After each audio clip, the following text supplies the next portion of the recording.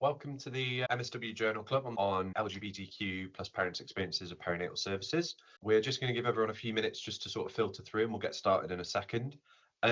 Just for anyone who is present, it's just to let you know that we are recording this session. We do really actively encourage people to put their hands up and to engage with the presentation. I'll be putting a few questions out throughout to sort of test knowledge and things like that. So please, if you do want to answer a question, feel free to put your hand up. However, if you aren't comfortable being on camera on the recording at any point, please feel free to communicate via the chat. So we will make a start, just because we do have a lot to talk about. As you can see here, just a quick introduction to myself. For those of you who don't know me, my name is Rob. I'm a practice development midwife for Maternity Support Workers in Birmingham. I have a significant background in working with maternity support workers at the moment. I've been in my role since early last year, and this is a sort of extension of the traditional Journal Club email service that I started in, I think I started it in May last year, that now serves sort of over 300 MSWs nationwide. Part of the feedback from that was that a lot of people really wanted a face-to-face element where we could sort of talk about topics and discuss research a little bit more in depth rather than just sort of receiving those emails and it sort of being a bit asynchronous. In terms of the Journal Club itself, our mission statement, very similar to what I've sort of just covered. The idea is to try and encourage maternity support workers who historically have not had the same level of opportunities to engage with research opportunities or opportunities to engage with research, and to do that in a safe sort of space where there's no expectation. We're trying to provide an opportunistic space where people can ask those questions that they feel that they might not be able to with their colleagues, and to try and make a bit more sense of things that, as I said, that because you haven't had those opportunities to engage with them before. You will have to excuse me if I do sound like I've got a bit of a cold. I'm just coming out of it. So I'm hoping if you hear me snuffling a little bit, please bear with me. So moving on to the topic of the day, we have LGBTQ pregnancy. So as a definition, LGBTQIA+ is an acronym that refers to the spectrum of sexuality and gender identities that we see within society, and that is according to Stonewall from last year. To get us started, can anyone want to start us off and give us a name of any elements of that acronym? I'm interested to see how many we can get. Jill, I can see you've got your hand up. Yeah. Oh, there we go. Perfect. Yeah. Okay. Lovely. I think the first two are lesbian and gay. Okay. Fantastic. Yeah. You feel like you want to have a stab at any more? Is it bisexual? So far, so strong. Want to go for the 4 for 4? Transgender. Fantastic. I think gonna go 5, or are you going to stick with 5? I think the plus at the end means every denomination. Yeah, I think that's a fair. So we'll get to the plus in a second. Has anyone else in the group feel like they want to have a stab at the Q, I, or A? Pauline. Hiya. Good morning. I'm going Q, queer. Mm-hmm. I, intersex, and A, asexual. Wonderful. That's brilliant. Yeah, absolutely. And then, as Jill said earlier, plus on the end. So we've got, as I say, we've got lesbian, gay, bisexual, transgender, queer, intersex, asexual, and then the plus is anybody else. Anybody who doesn't identify with any of those labels, anybody who sort of feels that they sit in between. And that's the wonderful thing about the community. It is inclusive. You don't have to belong to a certain school if you don't want to. You can make your own school if you really want to. It's whatever you relate to yourself and how you feel and how you present. That's brilliant. So if we move along just a little bit. So again, just to give a bit of a explanation, this, I'll say in advance, is not complete. There are some elements from the acronym that we've just discussed that are not included, but the reason why I've selected these particular elements of the community is that these are the ones that are represented in the paper that we are going to discuss today. So as you can see at the top, we've got the pride flag. We'll start with and that represents the whole community. As you can see, we've got the original pride flag colours on the right hand side, which is just about here. You can see we've got the trans colours along here, and then we've got the brown and black colours, which represent different ethnic minorities that are included within that community as well. Moving on down, we've got the lesbian flag there. So that obviously, again, few definitions. Obviously, lesbian is normally defined as a woman who's attracted to another woman. Gay men, same thing with men attracted to men. Bisexual and pansexual are quite an interesting one. So a lot of people sometimes get these confused or sort of consolidate them into the same one, but they do have a clear, distinct identity between themselves. So bisexual is that you are attracted to both genders in the sense of you find certain elements of, say, masculinity and men attractive, or sort of more female qualities and women attractive. Whereas pansexual, it's just the person. It doesn't really have a lot to do with how they present or their biological sex. It's just that person that you're sort of interested in. Moving on one further down, we have the transgender flag. So again, this refers to somebody who does not identify as the gender that they were assigned at birth or is on their birth certificate. Moving down to non-binary. This refers to an individual or a group of people that don't identify within the classification of male or female. They don't feel that either of those labels apply to them, and so they sit outside of that binary, and that's hence the term non-binary.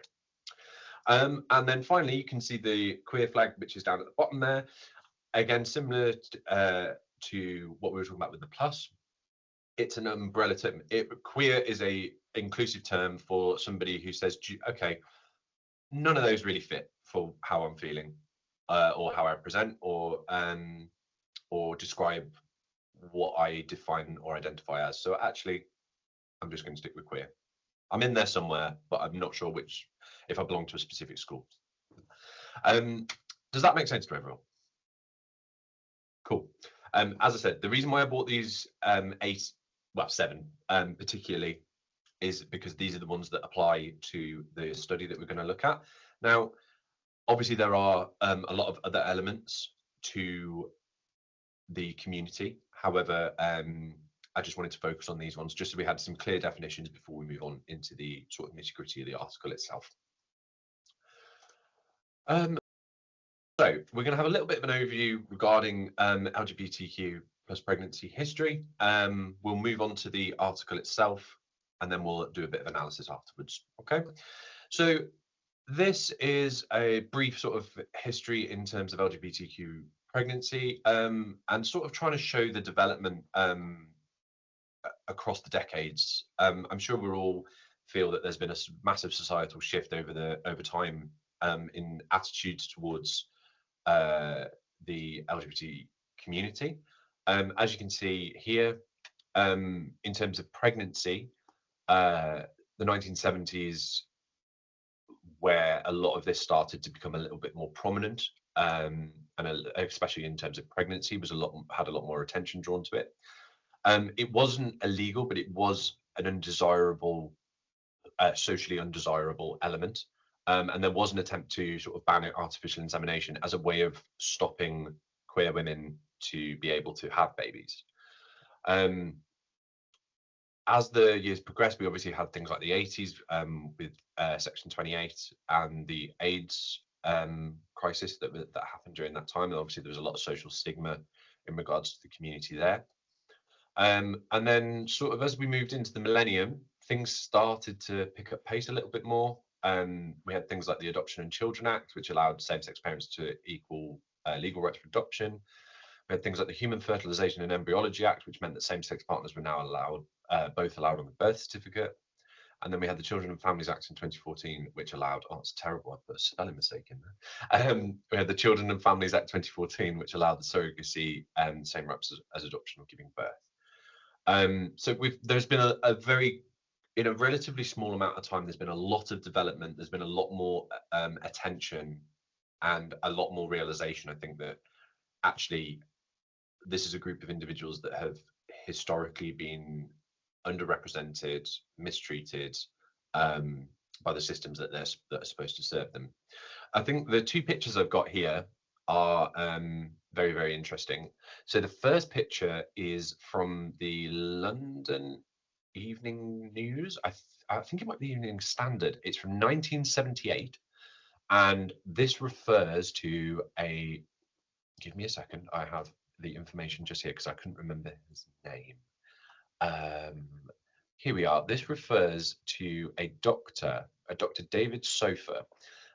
This was 1978. This was front page news about a doctor that was supporting queer birth by supporting lesbians to have babies with artificial insemination. And this actually garnered quite a lot of attention in the media and in society at the time. And actually, it was even mentioned in Parliament with a doctor, an MP who was also a doctor, called for legislation banning artificial insemination, claiming it was evil and selfish. And actually, Dr. Sofer ended up becoming a bit of a pariah at the time, and actually had to go into hiding for a time, which was very, very sad. So, as you can see, we have a very, very negative picture at the time, which was very, very obviously really, really terrible and led to a lot of poor experiences for those involved. Then we move down to here. This is actually a very, very recent image. Does anybody know, can anybody tell me what image this is? Does anybody know who this is? These two women here and that baby? No? Okay. So these two are, their names are, give me a second. Their names are Emily Patrick and Kerry Osborne. So they collectively, they are known as on Instagram and social media as Two Mums, Two Buns. And so they have made, they've made a record in the fact that they are the first lesbian couple to be biologically linked to both children. So within that, they became pregnant at a very similar time. And so Emily was had an embryo. They had the same sperm donor, and Emily received Kerry's egg, and Kerry received Emily's egg, that were both inseminated by the same sperm donor. And so what they were doing was they were trying to create a family where they both shared DNA, or they were the birthing parent for each child, which is absolutely incredible. I'm such a big fan of these two. I follow them quite closely on social media, and I just think I think seeing these two images next to each other just shows such a stark contrast and such a significant level of development in sort of the societal views and how more accepting we are. There has been a lot of positive steps made. But obviously there are still ways to go. So if we move forward slightly in time and look at a more modern position, we can see that, as it says there, societal views have changed significantly.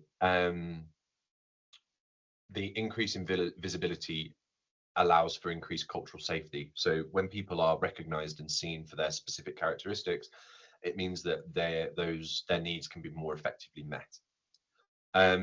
There are still some concerns for certain groups about accessing perinatal care, as we will discuss in a little bit. And also not all areas of that community is seeing consistent improvements. So as you can see here, this is Clary 2023. So this refers to a report that came out from the, let me just get this right. It's the National Centre for Social Research. And what that looks at is sort of overarching societal views about how like British values and things like that, which is very, very interesting. And whereas we can see quite a clear increase over the years for acceptance of same-sex relationships, actually within the last 6 years, as you can see here, there's actually been a drop specific to whether people say that they are prejudiced towards transgender people. In 2016, it was 82%, whereas when this report was compiled in 2022, it was 64%. And so again, I think that highlights very clearly, actually, we have made significant progress, but there is still a lot of work to do. Has anybody ever seen one of these before? A little rainbow badge at the bottom within the NHS. Has anyone ever seen that before? No? Oh, I can see Sakina said that she's seen one before. So this was the NHS rainbow badge that was introduced as a method of giving us a subtle symbol to the LGBT community that they are recognised and that they are seen, and that person is aware of them, they see them. And actually, this unfortunately has been stopped. It was stopped with no prior notification. The funding was just cut. So unfortunately, even though we may see them around, that scheme itself is not continuing. And so again, that sort of it can feel a little bit like that. Carries a bit. It can to the community that feels isolated and underrepresented, to know that something was started to help support them and then was stopped without warning, can feel that they again are sort of feeling that they're not being identified and not seen. One more thing I wanted to highlight here, which was interesting. Has anybody ever seen this advert? The picture in the top corner. It's a bit of an old advert now. It came out in 2016, 2017. This was one of the first same-sex relationships to be shown on television in an advert. This was from Samsung, I believe, and there was an image. The phone that's in the image carried a mobile ultrasound that showed them doing an ultrasound on a phone at home. That is a very different argument for a very different day, because I have very strong feelings on that.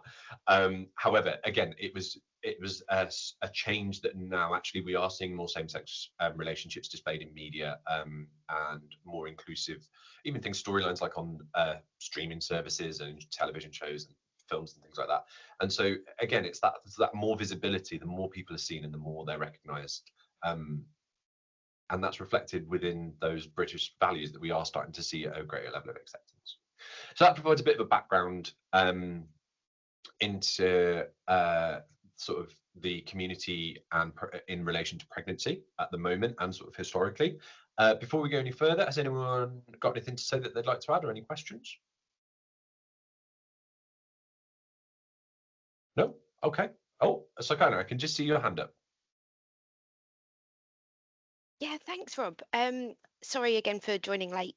I just interested in the facts that you've got up there about prejudice towards transgender people, and I wondered about just a self-reflection point, really. So you could say, I'm not prejudiced, but maybe you display some subconscious actions that may indicate that you are, or that a transgender person may experience and feel that's the notion towards them. I just wondered, just thought it was interesting. Yeah, no, I think that's a very fair point. And again, thinking back to the purpose of today's session in terms of research, you could theoretically make a fair critique that asking somebody whether they are prejudiced towards somebody does rely on them being aware of it.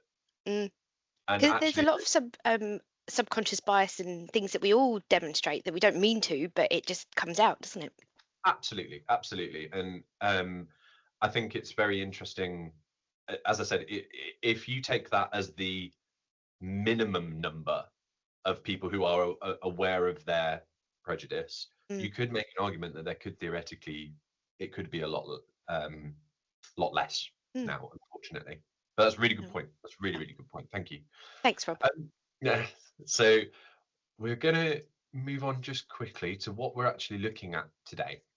So this paper is from Marie Greenfield and Zoe Darwin. It was published in 2022 in July. Oh, sorry, tell a lie. That's actually from September 2023. I was looking at when it was received, and it looks at the LGBTQ plus new and expectant parents' experiences of perinatal services during the UK's first COVID-19 lockdown. So I can see, in terms of before we go any further, I think it's quite a good opportunity. Does anyone have any awareness about the impact that COVID had on healthcare in relation to sort of minority groups? I think we're all quite aware of the impact it had on the staff. But I was just wondering if anyone had any insight into sort of what we know about COVID and its overarching effects in terms of healthcare. And so actually there was a lot of research coming out to show that COVID itself was basically made everything that was already pre-existing worse. And that was across the spectrum for people in, say, ethnic minorities, across the board, straight to things like domestic violence, were all exacerbated during COVID because it became this crucible of pressure and essentially allowed for those inequalities to bloom and to basically become worse.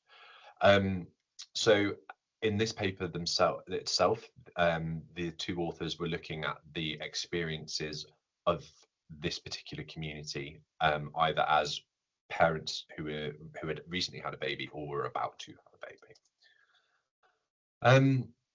So what did they do? So the authors of this paper produced an online survey looking at this community's experiences during COVID. The online survey was undertaken in April 2020. So about, if I remember rightly from the paper, it was roughly about a month after the lockdown, the first lockdown of the first wave of the pandemic was released. They released this survey across the board to everybody, regardless of sexual or gender orientation. And they had initially a response rate of 1,754 participants. Now, of those participants, 76 were participants of the LGBTQ plus community. And they then utilized those participants and broke their findings down. And what they did very interestingly in this paper was that they not only examined the experiences of LGBTQ plus people, but what they also did was that they compared those findings with the other, I haven't got good maths, just under 1,700 participants who didn't identify as LGBTQ plus. And so what was really interesting in this paper is that they not only said, well, for example, queer people in COVID had this experience. What they tried to do was go, okay, how does that compare to the rest of the community? Is there a lot of shared ground and a bit of middle ground in between the two? And are there any areas that, say, this community didn't experience, or they experienced more, or they only experienced because they were part of this community? Which I think is a very interesting design, and it's one of the reasons I chose this paper, because it doesn't necessarily it's not looking at a particular community or a particular focus group in isolation. It's attempting to try to bridge that gap and give that sort of context surrounding it, which I think is really interesting. Looking at that paper as it stands at the moment, has anybody got any thoughts or any comments that initially jump out at them? If not, it's absolutely okay. I'd just like to see if anyone, anyone's got any thoughts or experiences that sort of relate. No? Okay, that's fine. That's fine. We're all a very quiet bunch this morning. So we're moving on just a little bit. So we move on to the area of what did they find? So in a nutshell, across the board, regardless again of sexuality or gender orientation, perinatal services were perceived as unclear, unpredictable, and unsafe during this time. The specific themes to the community that they were looking at, or whether they were specific or worse in that group, were around things like partner support or additional support within a birthing environment. The of birthing without healthcare support, the denial of non-gestational parents' parenthood, or feeling unrecognised by bureaucratic heterosexism. So what they're referring to within that is the healthcare system that was providing their care felt set up for heterosexual couples, and in doing so, there wasn't really a space for them to occupy. There wasn't that recognition and that support for the individualized needs of queer birthing people. And I think it's really interesting again that you've the separation that we can see between the two groups there is that I think a lot of those on initial reading. Oh well, I'll put it to the floor. Do you feel that the aspects that are highlighted within that area for the LGBTQ plus community, do you think all of those are very specific to that community, especially in the sphere of COVID? When we had if you think back, when we had the restrictions, birthing partners sleeping in cars out in the car park, waiting for their partner to say, "Oh, I'm being taken down to labour ward." Yeah. So do we think that all of those are specific to that community, or do you think that there's probably a bit of middle ground there? Pauline? Yeah, I think there's middle ground there. I think that regardless of whether you was part of that community or not, I think everyone was experiencing the same. Yeah, I think some of them definitely have some crossover, and we will get to that in a second, because there's again, they do really talk about that, which is really nice. I think there are elements that probably weren't as prominent in heterosexual identifying couples, such as non-gestational parents' parenthood. I think we will talk about it in a little while, but obviously there's a sociological difference between, say, a male father in a birthing room and, say, a female non-birthing mother, for example, and things like again, talking about the system that is set up to support them. You will find that, say, a trans man choosing to have a baby during this time probably wouldn't have had a similar experience to a heterosexual couple, a heterosexual woman who identifies as a woman coming in. So moving on a little bit further, so this is a little bit further in depth as to the findings of the paper. The last time we did this session, which was on safer infant sleeping discussions, some of the feedback was that we wanted to have a little bit more chat about the results, which is what we do here. So this highlights those areas in a little bit more detail. So the first one was partner support. So restrictions on partner attendance were felt more in the LGBTQ plus participants, as they felt unsafe within a hospital and felt this support would protect them and their partner. So one of the findings of this paper that was really, really interesting was actually the people that they interviewed not only spoke about the need for their partner to be there to support them, but actually there was a very symbiotic relationship between their support, and actually the birthing people felt they wanted their partner there to be able to support them as well, which I found very, very interesting. And I think would be very interesting to know whether you'd see that as prominently in a heterosexual couple, which I think is what they highlighted quite a lot of in the paper. If you look, there's a diagram with two people outlines and arrows going like that, and it sort of shows the symbiotic nature of their support. They then go on to speak about additional birth support. So again, LGBTQ plus participants were more likely to utilize additional support, such as doulas or another birthing partner, as a way of improving their experience, and actually valued their presence greatly. So again, having someone like a doula there, or having an additional advocate for individuals that felt scared of, say, discrimination or a lack of representation or identification, felt having that additional person there to sort of advocate on their behalf, they were felt a lot more positively about that, and so were more likely to engage with that aspect. Obviously, having that additional, even having one birthing partner during COVID at times was a very difficult thing to maneuver sometimes, logistically. Obviously, birth doesn't run on a clock; it comes when it wants. And as I said, if we, in terms of, you know, calling partners, I can remember working on our birthing centre at times and having to sort of go, right, okay, well, you know, we'll admit you to, say, the antenatal ward to see what happens, and then to birthing partner, right, we'll see you later. And then a very short time after, getting my phone going, no, come back. And unfortunately, that was just part and parcel of it at the time, wasn't it? So in recognition of this, and the restrictions that this pandemic put on to accessing things like partner support and additional birth support, what we then saw was, due to these experiences, this community wanting to advocate for themselves and to safeguard their own well-being, knowing the importance of those support structures that might have on, say, their mental health, or even their partner's mental health in some cases, this community were more likely to consider free birthing as an option. So for those of you who don't know, free birthing is when you choose to,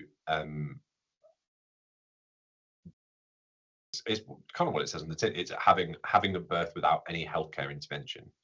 And that doesn't necessarily refer to birth itself. It could be the pregnancy as well. You might not access official healthcare support within that space.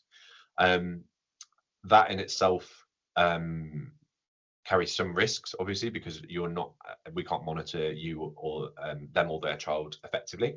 And also it can exacerbate more social elements as well, for people who are isolated. And so it's really important that, actually, I think this is a really important point, that people felt so strongly about the support that they require and knowing their own needs, that actually they were willing to consider free birthing as an option. And that wasn't as a, what's the word I'm looking for? It wasn't as a way of being awkward. It was a way of safeguarding and ensuring that they got the experience that they needed within this very difficult time. The other two, the final two, were seen. So just quickly, the top three, I forgot to put this in, I'm very sorry. The top three were shared experiences between the LGBTQ plus community demographic and their heterosexual counterparts. The bottom two are the individualized ones that were seen within the LGBTQ plus community. So the first one, as we spoke about earlier, was the denial of non-gestational parents' parenthood. They felt concerned that their partners were not recognised as parents, and that was worsened by restrictions during COVID. I think that there is an assumption, for example, if you were to see two women in a birthing environment, there are some people who might assume that maybe that person is their sister or their friend or their auntie or something along those lines. But actually, and this was what these people were experiencing, is that there wasn't an automatic assumption that they were in a relationship or married. And again, that having to explain at every appointment, no, this is my wife, or this is my girlfriend, or this is my partner. That can become very draining very quickly, and it's that lack of identity. And finally, the unrecognised bureaucratic heterosexism, which is very difficult to say very quickly after a coffee, is lack of recognition for LGBTQ plus families led to increased stress and failure to identify their individualised needs. So that kind of touches on what we spoke about earlier, which was looking at the lack of recognition for this group. And actually, like I just said, having to explain your situation at every appointment, having to advocate for your own needs at every appointment that are specific to this community, it becomes very draining, because actually you're having to do a lot of the work that, say, a heterosexual couple, that system's already set up to support them. Whereas people within the queer community are having to stipulate what their needs and their wants for a positive experience a lot more. And that in itself can be very tiring and actually quite scary for a lot of people, having to stand up and go, actually, I need this, and that's not, and what you've got isn't going to work for me. And that a lot of people will just keep quiet, and they'd rather not rock the boat, which obviously is not a healthy or healthy environment for them to be receiving care in. So, getting down into the nitty-gritty of things of this study, like I said, it was an online survey. And in terms of timing, this was released a month into the first wave after the first lockdown. So I believe that they initially launched this in April 2020. Has anyone got any thoughts on that in terms of where we were at in COVID at the time and the sort of restrictions that we were seeing? I know it's I know it's a period of time that most of us want to try and forget, but try and think back to where you were in April 2020. Pauline, I can see you've got your hand up. I think it's going to be emotions running high. I think a lot of the answers are going to be based on how they're feeling through COVID as a whole. I think that's all going to be a contributing factor to it. And it's not going to be purely focused on what the study's on. You know, if you're feeling scared anyway, due to what you just saw on the news, it's going to ultimately make you feel scared through pregnancy anyway. I think, yeah, I think there's a very fair element of that. It was a very keen time of uncertainty, wasn't it? And I also think that I think there was a lot of uncertainty in terms of healthcare professionals. At the time, I would make the argument that there was a lot of us that didn't really know what was going to be coming in the next few days, because there was a lot of changes happening. You know, policies were being altered and adjusted in accordance to the needs of the pandemic at the time, weren't they? And so I think I do think that is an interesting aspect to consider. Do you think that we would have had different results had this been done at a different time or at different intervals through the pandemic? Yes, I think that once everybody actually understood what was going on and how it was being controlled and everything like that, I think everybody kind of like calmed down like they did naturally. People didn't really care about leaving the house after a while. Do you know what I mean? Like, I think it would have just changed maybe the understanding of what was being put in place. I think at that time, everything was just up in the air, and emotions would have been up in the air, driving your opinions of it at that time a bit high. I think that's a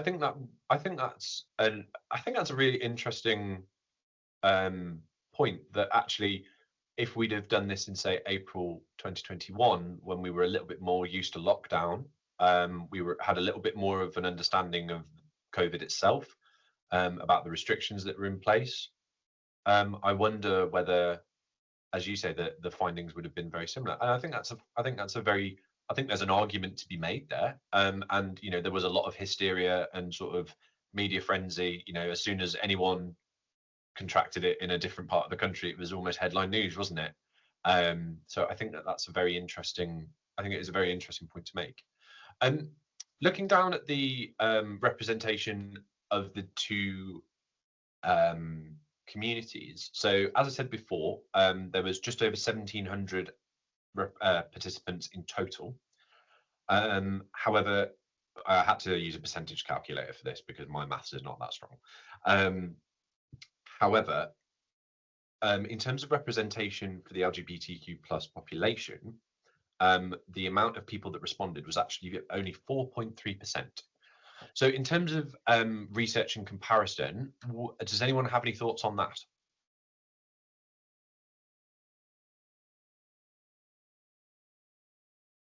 Anyone going to be brave? Jill? The data is only a true reflection of those who actually replied. So there must be more than 4.3%, I would guess. I mean, I'm just going off from the hospital I work at, and you know, we're seeing different parenting, blended parenting coming in. I think it's possibly quite a low turnout. So what's interesting is, I've put this in as a bit of a red herring, really, because it's a bit mean. Right. No, it's a really important talking point, because in a lot of again, thinking back to the purpose of the discussion today in terms of research, what we normally like to see in, say, quantitative studies, where we look at data and numbers and objective assessment, is we like to have control and study groups that are relatively equal, because then that increases the strength of your data. So if I go and do something with 50 people, if I was then to go and do it with 2, then that data is not as strong as a comparison. If I did it with 50 and 50, then that adds to the weight of your the strength of your data. However, in terms of, this is a qualitative paper, obviously it's a bit more objective, it's looking at specific experiences and thoughts and things like that. What is interesting is that if you look at the most recent statistics from the Office of National Statistics itself, the actual percentage of people who answered this question is that we have, so I'm reading it directly just to make sure I get this correct. 89.4% of people in the most recent census identified as straight or heterosexual, and 7.5 did not answer the question. However, 3.2% of people identified as gay, lesbian, bisexual, or other sexual orientation. Now, that obviously doesn't include gender, which the LGBTQ acronym does, and this paper does as well. But I think that actually we actually have a almost representative figure there ish. It's not I just wanted to highlight the importance of not having to have that 50-50 split. I think that it is a minority group. I think the other thing as well to consider is how, as a minority group and as a group that has been, as I said, has had poor experiences, has felt isolated, has felt stigmatized, and things like that. How do you?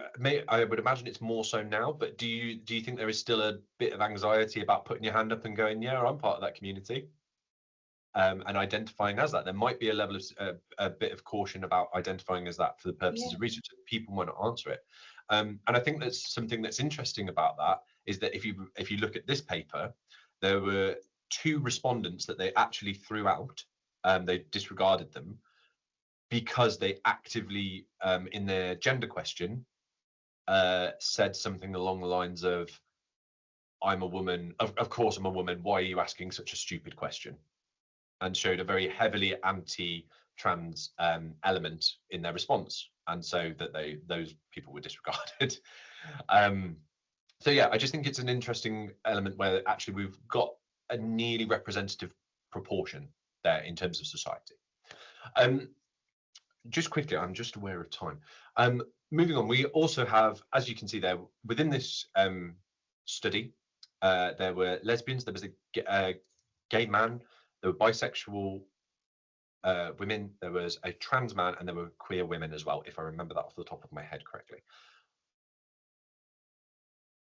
Although these group of people share a community, do you think that a lot of their what do you think about, we spoke earlier about the shared experiences of the queer community and the heterosexual community.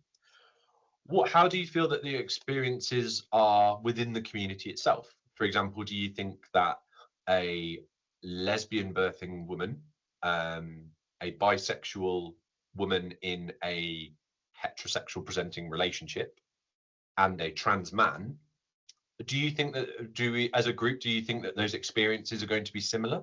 Or do you think that they're going to highlight quite significant specific boundaries within their different groups? So as an example, if a bisexual woman attended labour ward in labour, and she is a bisexual woman but has a male partner, do we think that there's going to be a lot of recognition within that sphere in comparison to, say, 2 women attending in a room as partners? What do you think? Yes, Jill? I just think people are a lot more open. And I think if you see a man and a woman, you probably just not question it.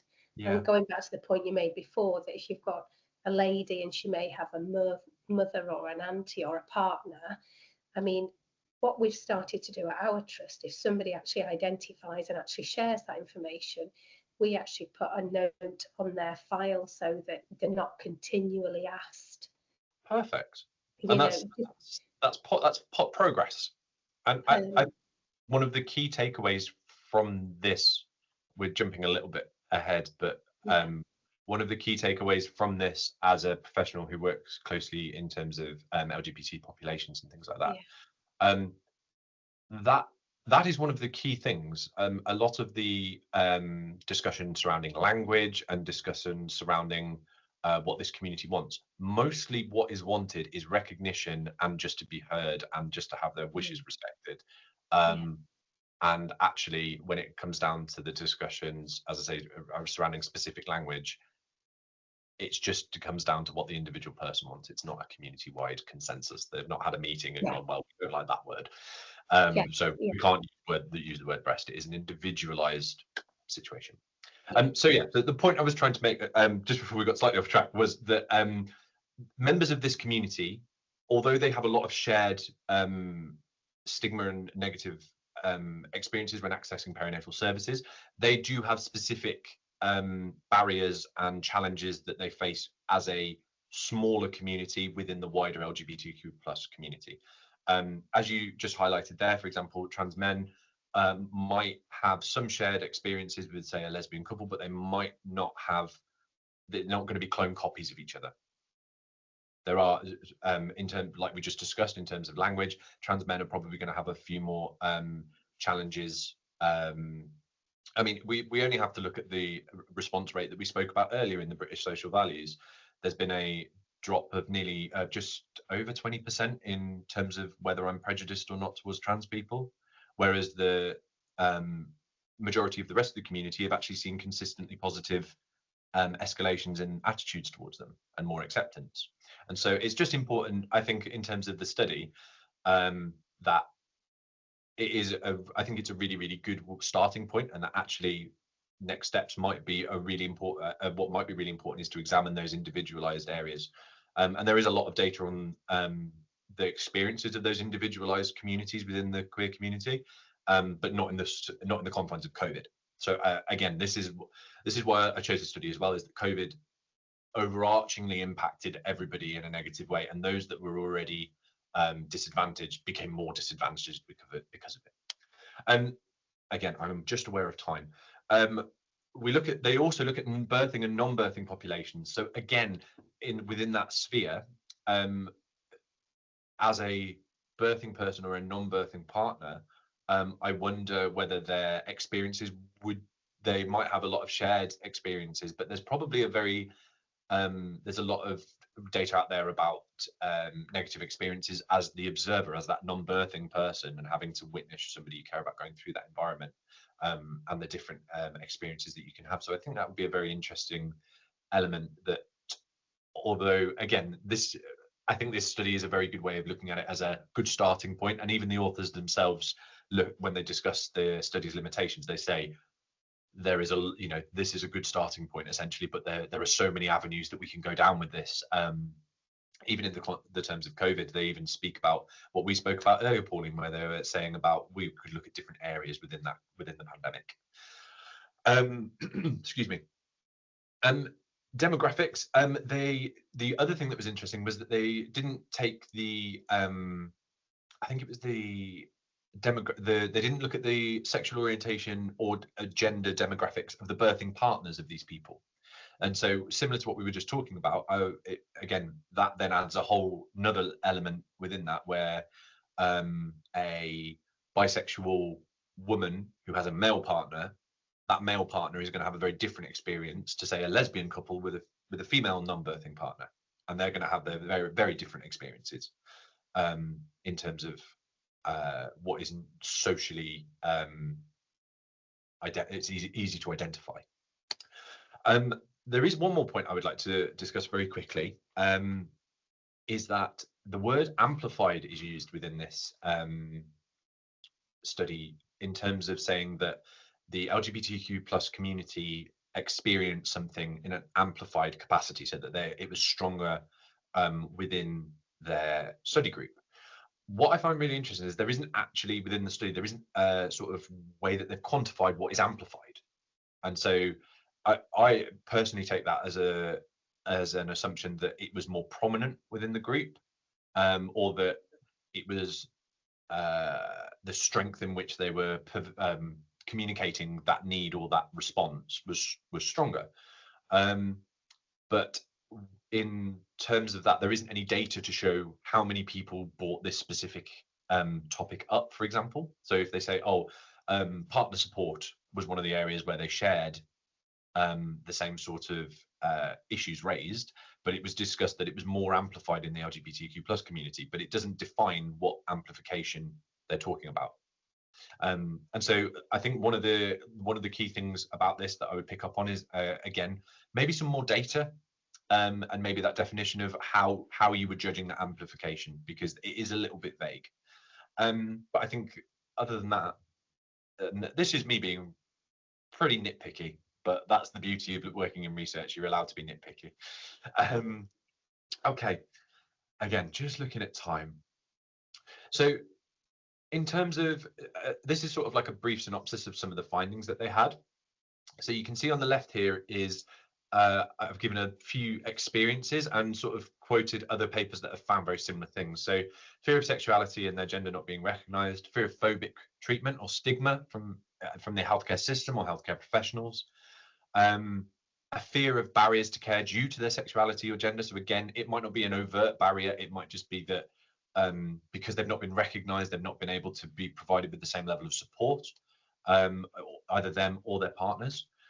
Scared of having to explain their situation at every appointment again. Like we spoke about earlier, people having, whether, for example, I think Parker et al., that paper refers specifically to trans pregnancies.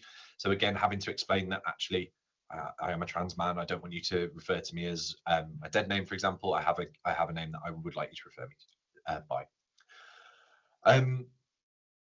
And then a lot on the right hand side here is a list of associated risk factors within this community.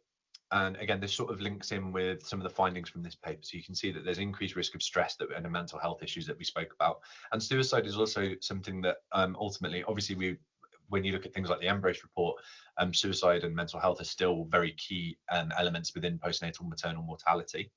And then things like reduced engagement with services.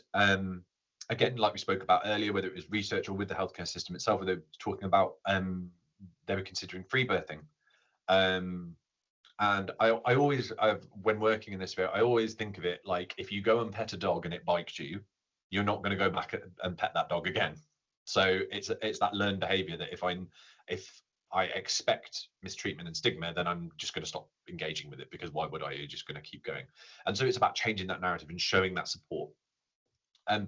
Again, there is an increased risk of domestic violence within certain areas of the community as well, and increased levels of anxiety in both birthing and non-birthing parents. Is there anything about those two columns that sort of jump out at anyone?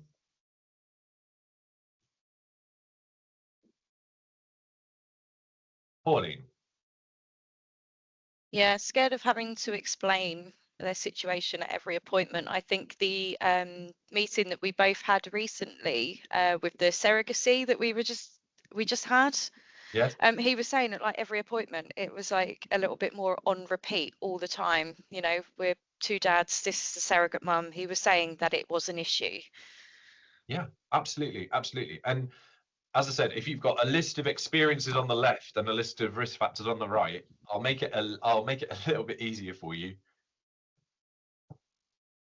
It's cause and effect. In some regards, those experiences are directly linking to those risk factors. You know, those negative experiences are directly impacting those risk factors. You know, the fear of not being recognised, that increased risk of stress. It's very easy to equate how these risk factors are coming about in terms of these negative experiences. And so that's why it's most important as healthcare professionals, on an individualized basis, we are the people that can make the biggest difference. It's a lot of members of the queer community recognise that system might feel that system is set up against them, but what they have reported in previous papers is that actually the big difference they had was with individual practitioners who had that recognition, could tell that they'd gone and done a bit of research or read up on LGBTQ plus pregnancies. They know what sort of they introduce themselves with their pronouns. They've got a rainbow badge on. Just those little things make those people go, oh, ally, you're on my side. You hear me, you see me. I feel recognised and I feel identified. Cool. So reviewing our findings, what did this study aim to do and did it achieve this? So this study aimed to look at LGBT new and expectant parents' experiences within COVID, and actually within that sort of compare it to the findings found from the rest of the respondents, which were heterosexual. Did it achieve this? I think so. I think it achieved this quite well. I think it had, as I said, in terms of the study design, looking at what the study did do well, I think that it had a really good look at a good structure in showing that actually there is a lot of middle ground between these communities, but there are certain areas that are specific to this community that need to be addressed. Are there any major issues with the study? I don't think so. I don't think there's nothing that makes me go, this is not worth the paper it's written on, let's put it in the bin. I think actually there are a couple of minor issues, and when I say issues, I wouldn't even call them issues. I think they're more points that we can say this is a really good starting point. I think we'd like to see some, I'd love to see the next few versions of this study looking at either different areas of the pandemic and their associated experiences, different sub-communities within the queer community itself within COVID as well. Does it provide any new or valuable information? I think it does in terms of the LGBT community specifically and their experiences within COVID. I think it does a lot of confirmation in terms of, say, heterosexual experiences of pregnancy, in terms of they wanted that extra partner support, and they wanted additional support as well in terms of birthing partners or doulas and things like that. And we've kind of covered the next steps a little bit, haven't we? I kind of gave the game away a bit. I'm very sorry, I've got a big mouth. But yeah, I think what would be next steps wise, I think it'd be really interesting to see like different areas of the pandemic, looking at different subgroups within that community, and also maybe following, it would be even better for continuity to follow up those same people. If you had those individuals that were involved in this study, actually following them up on a segmented basis. But unfortunately, sometimes research funding runs out and you just have to do what you can do. And that's it. And like I said, we've got a qualitative research paper. Design was efficient and unique. A little bit more information here and there might have been a bit helpful in terms of demographics for different groups. The results, as we discussed, are consistent with the findings of other studies. Exploring specific populations can create deeper information, and also looking at different stages of lockdown. About it, and look at that, we've even got a minute to spare. Those are my references, guys. We can send the slides out afterwards. Has anyone got any questions or any comments? So yeah, any support and any feedback is very, very welcome. Thank you all for coming. It's been lovely to see you all. I hope you've enjoyed it and I hope you found it enlightening. Happy Pride Month, and we will see you later this year.